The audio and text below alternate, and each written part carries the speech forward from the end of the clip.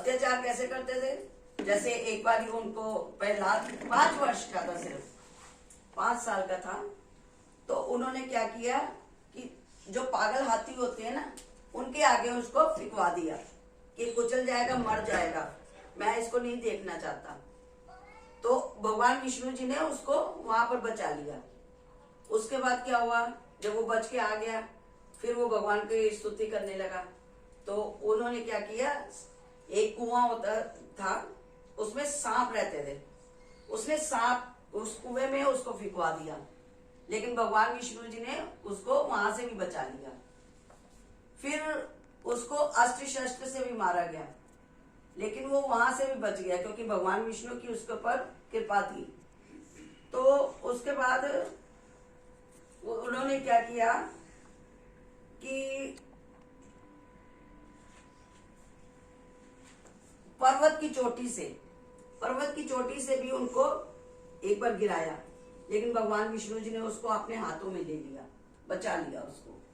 उसके बाद बेड़ियां बांध के, जो लोहे की जंजीरें होती है ना, उससे बांधकर उसको प्रहलाद को समुद्र में फिकवा दिया, लेकिन प्रहलाद वहां से भी बच के आ गया।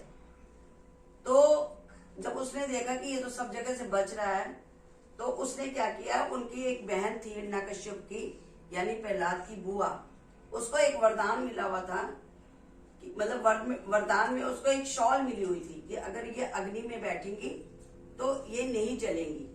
तो हिरण्यकश्यप ने उसको बोला कि आप प्रहलाद को गोद में लेकर अग्नि में बैठ जाओ, लेकिन भगवान की कृपा ऐसी हुई कि वो शॉल उड़ के प्रहलाद के ऊपर आ गई। तो उसमें क्या हुआ कि होलिका जल गई और प्रहलाद बच गए। तो जो होलिका जलाई जाती है ना, वो इसीलिए जलाई जाती है कि उसमें होलिका दहन होती है, ठीक है। तो हमारे यहाँ जो वो थे, क्या नाम उसका, हिरण्यकश्यप जो राजा थे, उसके अत्याचार से सब लोग बहुत दुखी थे। तो उन्होंने एक वरदान पाया था भगवान जी से तपस्या करके कि ना मैं दिन में मरूं, ना मैं रात में मरूं, ना मैं आकाश में मरूं, ना मैं जमीन पे मरूं, ना मैं दिन क्या नाम अंदर मरूं, ना बाहर मरूं।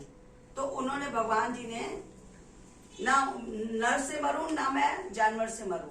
तो वो भगवान जी ने नरसिंह रूप धारा, आधा नर आधा सिंह, यानी डबल रोल जैसे होता है ना, वो करके उसको अपने गोदी में बैठाकर, हिरण्यकश्यप को अपनी गोदी में बैठाकर शाम के टाइम, जो गोधूली बेला होती है ना, वो दिन होता है ना रात होता है, उसमें हिरण्यकश्यप का वध किया, मतलब मारा उसको। तो इस तरह उसका अत्याचार खत्म हुआ। और उन्होंने ये भी बोला था कि ना मैं अस्त्र से मरूं, ना मैं शस्त्र से मरा। तो उन्होंने नाखूनों से मारा उसको चीर दिया, हिरण्यकश्यप को शरीर से ऐसे चीर दिया नाखून से, ठीक है। तो होलिका क्यों मनाई जाती है? इसलिए कि प्रहलाद को जो उन्होंने जलाने के लिए काम किया था, वो खुद ना जल के होलिका, उसकी बुआ को जला दिया भगवान ने, तो इसलिए होलिका दहन होता है, ठीक है।